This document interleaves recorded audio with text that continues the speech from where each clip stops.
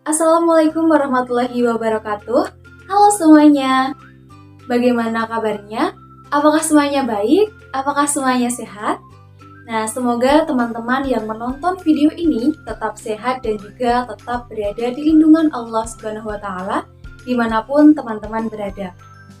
Oke, sebelumnya perkenalkan terlebih dahulu, nama saya adalah Anissa Kurniati. Nanti teman-teman bisa memanggil saya dengan sebutan Kak Anissa ataupun bisa juga Bu Anissa juga boleh. Nah, pada video pembelajaran kali ini kita akan mempelajari salah satu teks yang ada dalam bahasa Indonesia, khususnya yaitu di kelas 10 SMA atau sederajatnya. Nah, mungkin teman-teman bisa menebak terlebih dahulu teks apa sih yang akan kita bahas dan kita pelajari pada malam hari ini? Bisa teman-teman tuliskan di kolom komentar ya. Oke, jadi kita akan mempelajari salah satu teks yaitu teks laporan hasil observasi. Tetapi di sini kita hanya akan mempelajari dari segi kaidah kebahasaan atau unsur-unsur kebahasaan dari teks laporan hasil observasi. Karena di video sebelumnya kita sudah membahas mengenai sebenarnya apa sih yang dimaksud dengan teks laporan hasil observasi dan juga apa aja sih struktur dari teks laporan hasil observasi. Dan pada video kali ini kita akan membahas mengenai kaidah atau unsur-unsur kebahasaan dari teks laporan hasil observasi. Tapi sebelum kita masuk ke materi, saya ingin mengucapkan selamat terlebih dahulu kepada teman-teman yang sudah berhasil naik ke kelas 10 karena teman-teman sudah bisa nih untuk say goodbye sama masa-masa di SMP dan sekarang teman-teman bisa say hi pada masa-masa SMA yang akan teman-teman jalani nantinya. Oke, sebelum kita mulai untuk mempelajari tentang kaidah atau unsur kebahasaan dari teks laporan hasil observasi, kita akan mengulang terlebih dahulu secara singkat mengenai apa sih yang dimaksud dengan teks laporan hasil observasi dan juga apa aja sih struktur-struktur dari teks laporan hasil observasi. Yang pertama, kita akan mengingat kembali tentang apa sih yang dimaksud dengan teks laporan hasil observasi. Kalau teman-teman masih ingat dengan apa sih yang dimaksud dengan teks laporan hasil observasi, teman-teman bisa menuliskan di kolom komentar juga ya. Jadi, teks laporan hasil observasi itu adalah teks yang nantinya kita buat tapi didasarkan pada suatu pengamatan atau observasi terlebih dahulu. Lalu kalau seperti itu, apa bedanya dengan pengertian dari teks deskripsi? Mungkin teman-teman masih ingat dan teman-teman bisa menuliskan juga di kolom komentar di bawah ini.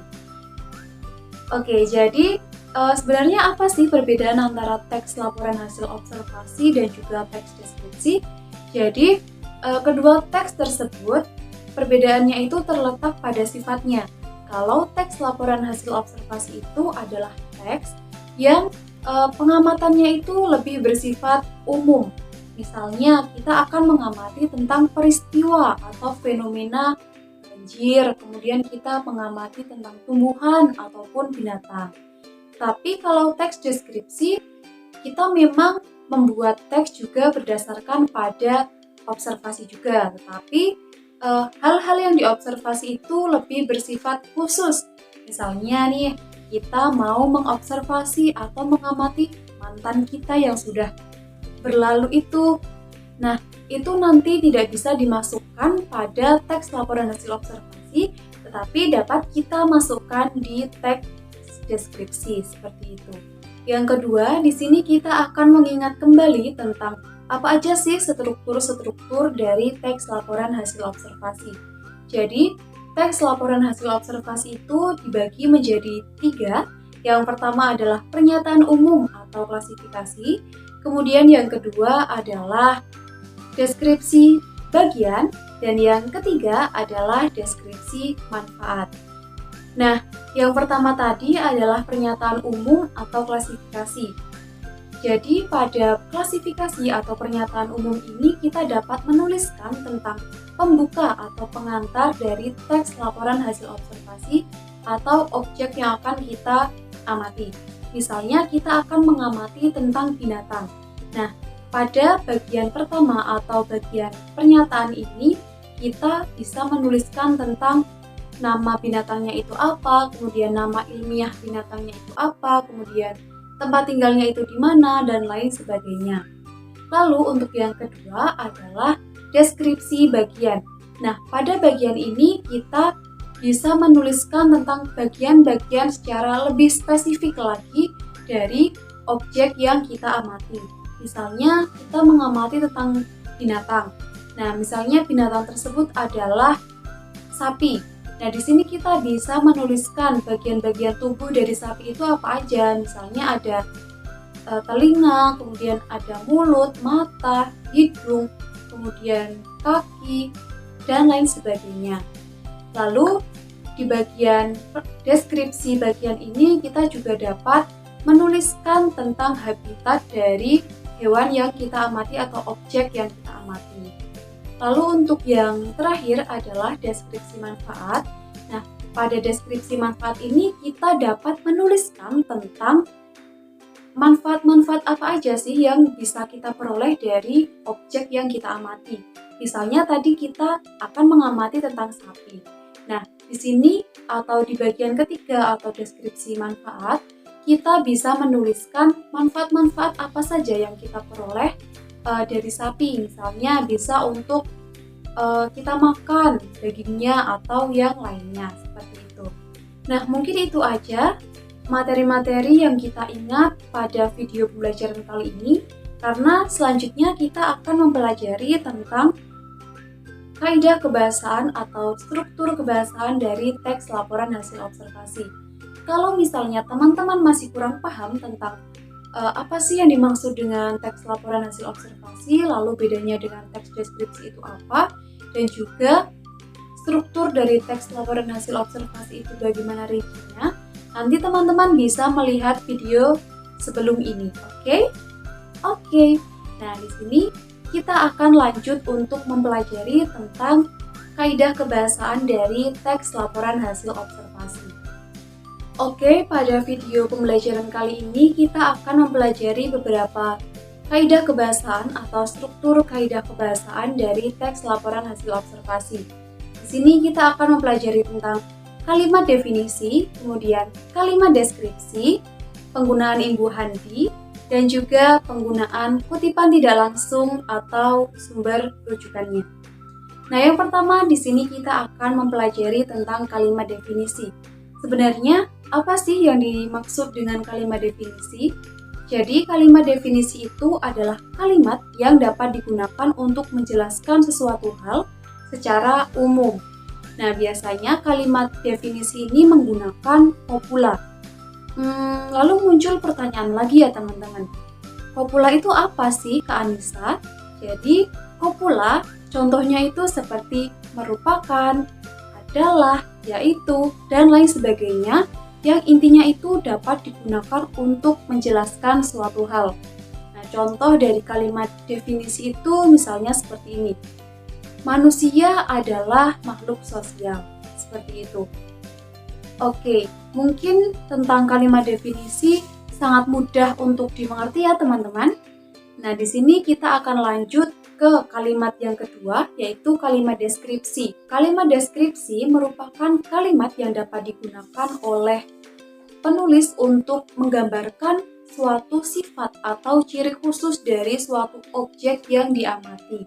Nah, penggambaran tersebut itu nantinya diharapkan bisa membuat pembaca seolah-olah merasakan atau melihat secara langsung apa yang sedang dituliskan. Nah, di sini contoh dari kalimat deskripsi itu misalnya manusia memiliki 2 mata, manusia memiliki 1 hidung, memiliki 1 mulut, memiliki 2 tangan dengan 10 jari, dan kemudian memiliki 2 kaki dengan 10 jari juga. Nah, perbedaan antara kalimat definisi dan juga kalimat deskripsi itu terletak pada penggunaannya. Kalau kalimat definisi tadi kan penggunaannya secara umum, tapi kalau kalimat deskripsi itu lebih menjelaskan ke bagian yang khusus seperti itu. Lalu untuk mengetahui ciri dari kalimat definisi dan juga kalimat deskripsi itu, cara membedakannya bisa juga dengan melihat adanya kopula atau tidak. Kalau kalimat definisi tadi kan biasanya menggunakan kopula, tapi kalau kalimat deskripsi tidak menggunakan kopula, seperti itu. Nah, di sini kita akan beralih ke kaidah kebahasaan yang ketiga, yaitu penggunaan imbuhan di. Nah, di sini penggunaan imbuhan di mungkin teman-teman masih agak bingung nih, gimana sih caranya untuk menggunakan imbuhan di yang baik dan juga benar sesuai dengan tata bahasa yang berlaku, yaitu KBBI V atau KBBI 5. Sebelum masuk ke penjelasannya, mungkin teman-teman bisa melihat contoh berikut ini terlebih dahulu. Nah, setelah teman-teman melihat dan juga mengamati kedua contoh dari penggunaan imbuhan di, yaitu kata di bawah dan juga kata di atas, teman-teman pasti sudah tahu apa aja sih perbedaan dari kedua kata tersebut. Jadi, kata di bawah itu kan penulisannya ditulis serangkai dan tidak ada spasi antara kata di dan juga kata bawah. Nah, hal tersebut dikarenakan kata dasar yang membentuknya itu adalah kata kerja, yaitu kata bawah. Karena digabungkan dengan imbuhan di, maka penulisannya itu digabung menjadi di bawah. Lalu ketika sudah digabung, maka akan terbentuk kata kerja pasif.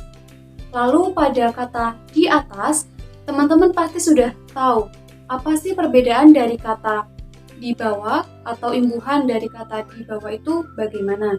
Nah, di sini kata di atas penulisannya itu dipisah antara kata di dan juga kata atas.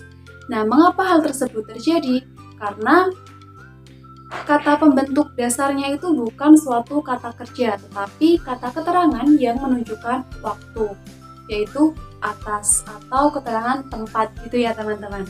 Nah, karena menunjukkan kata keterangan tempat atau waktu, maka penulisannya itu tidak digabung seperti kata di bawah yang kata dasarnya itu kata kerja, seperti itu.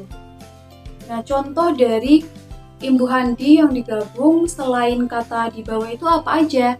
Nah, jadi contoh lainnya itu ada kata di bawah, kemudian ditulis, dibaca, dimakan, dan lain sebagainya, yang intinya adalah kata kerja. Lalu untuk contoh penggunaan imbuhan di yang dipisah itu seperti apa Kak Anissa? Nah, jadi penggunaan imbuhan di jika penulisannya itu dipisah, itu contohnya seperti kata di atas, kemudian di bawah, menggunakan H yaitu ya teman-teman, bukan di bawah lagi tapi di bawah. Kemudian ada kata di samping, di depan, di belakang, dan lain sebagainya, yang intinya kata tersebut menjelaskan tentang kata keterangan waktu atau tempat. Oke, kita akan masuk pada kaidah kebahasaan dari teks laporan hasil observasi yang terakhir. Jadi, teks laporan hasil observasi itu akan menggunakan suatu kutipan tidak langsung untuk membuat tulisan atau teks laporan hasil observasi itu menjadi lebih valid dan juga lebih akurat. Nah, kenapa hal tersebut dibutuhkan? Karena teks laporan hasil observasi itu kan kita akan mendeskripsikan suatu objek dengan hal-hal yang fakta atau faktual. Oleh karena itu, untuk mendukung tulisan kita memerlukan suatu sumber-sumber atau rujukan untuk memperkuat hasil tulisan kita walaupun kita sudah melaksanakan suatu observasi atau pengamatan secara langsung.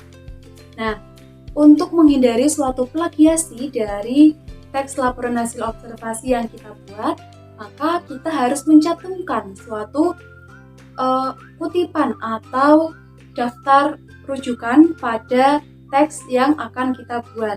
Nah, di sini kita akan mempelajari terlebih dahulu tentang bagaimana sih cara untuk menyusun kutipan tidak langsung dari tokoh atau para ahli.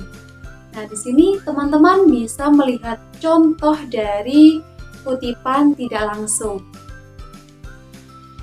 mungkin teman-teman bisa cermati terlebih dahulu. Di sini ada dua versi penulisan kutipan tidak langsung. Ada yang nomor 1 dan juga ada yang nomor 2.